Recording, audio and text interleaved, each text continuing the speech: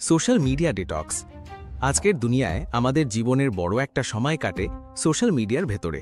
Facebook, Instagram, YouTube, TikTok. প্রতিদিন ঘুম থেকে উঠে প্রথমেই আমরা মোবাইলটা হাতে নিই। কার কি পোস্ট দিল, কে কি করছে, কত লাইক বা কমেন্ট পড়ল, এই সব কিছু ঘিরেই আমাদের সকাল থেকে রাত কেটে যায়।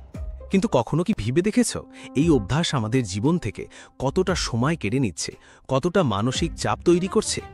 এখান থেকেই আসে এক অসাধারণ ধারণা, social media detox. Social media আমাদের অনেক ভালো জিনিস দিয়েছে, এটা ঠিক। যোগাযোগ সহজ করেছে, তথ্য হাতের মুঠোয় এনে দিয়েছে, নতুন নতুন আইডিয়া শেয়ার করার সুযোগ দিয়েছে। কিন্তু এর অতি ব্যবহার আমাদের মন আর শরীরকে ক্লান্ত করে ফেলছে। আমরা যেন ভার্চুয়াল জগতের মধ্যে ডুবে গিয়ে বাস্তব জগতের আনন্দগুলো হারিয়ে ফেলছি। প্রতিদিন কত ঘন্টা সোশ্যাল মিডিয়ায় কাটাও, সেটা যদি হিসাব করো অবাক হয়ে যাবে।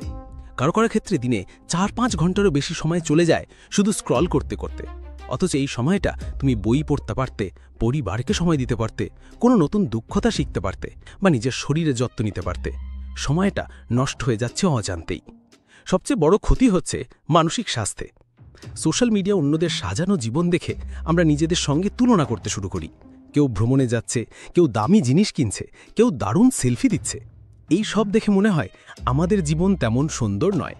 অথচ আমরা ভুলে যাই অন্যরা শুধু তাদের জীবনের ভালো দিকগুলোই শেয়ার করছে, পুরো বাস্তবতা নয়। এই তুলনাই আমাদের মধ্যে হীনমন্যতা, দুশ্চিন্তা আর হতাশা তৈরি করে। সোশ্যাল মিডিয়ার আরেকটি প্রভাব হলো মনোযোগ নষ্ট হওয়া।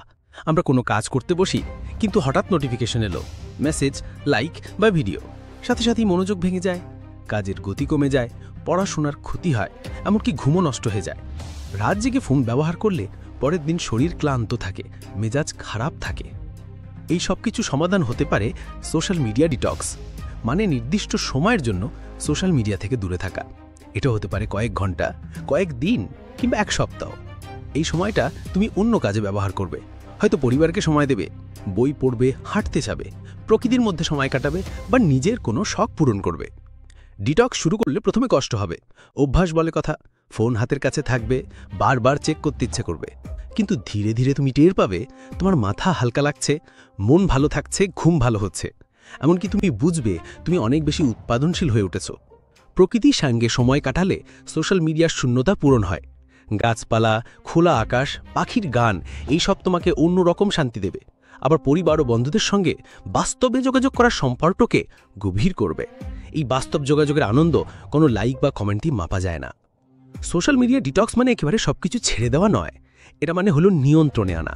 কোন জিনিস তোমার জন্য ভালো, কতটা সময় ব্যবহার করলে উপকার হবে, এই সীমা তৈরি করা। প্রতিদিন নির্দিষ্ট সময় ব্যবহার করে বাকিটা সময় অফলাইনে কাটানোই হলো সবচেয়ে কার্যকরী ডিটক্স।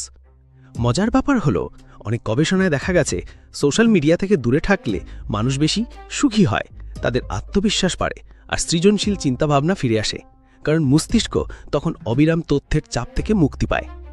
তুমি যদি মনে করো তুমি সোশ্যাল মিডিয়া আসক্ত হয়ে গেছো, তাহলে একবার চেষ্টা করো ডিটক্স করার। শুরুতে হয়তো একদিনের জন্য, তারপর ধীরে ধীরে সময় বাড়াও। দেখবে তোমার জীবন কতটা সুন্দর হয়ে উঠেছে।